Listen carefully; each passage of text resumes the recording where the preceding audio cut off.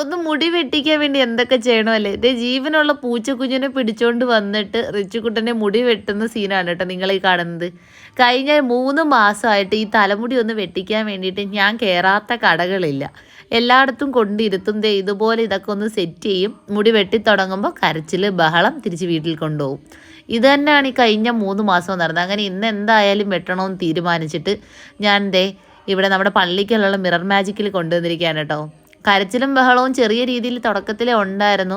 ആ സമയത്താണ് ഈ ചേട്ടൻ്റെ ഈ ഒരു പൂച്ചക്കുഞ്ഞിനെ ഈ പെട്ടിക്കകത്തായി കൊണ്ടുവന്നത്. അതുകൊണ്ട് തന്നെ ആ പൂച്ചക്കുഞ്ഞിനെ കാണിച്ച് അങ്ങനെ മുടിവെട്ടൽ അങ്ങ് നടന്നു.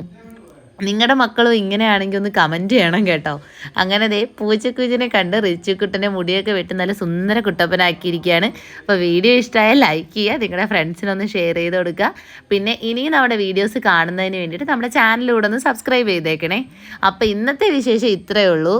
അപ്പോൾ റിച്ചുക്കുട്ടൻ്റെ മുടിയൊക്കെ വെട്ടിയിട്ട് സുന്ദര കുട്ടപ്പനായിട്ടുണ്ട്.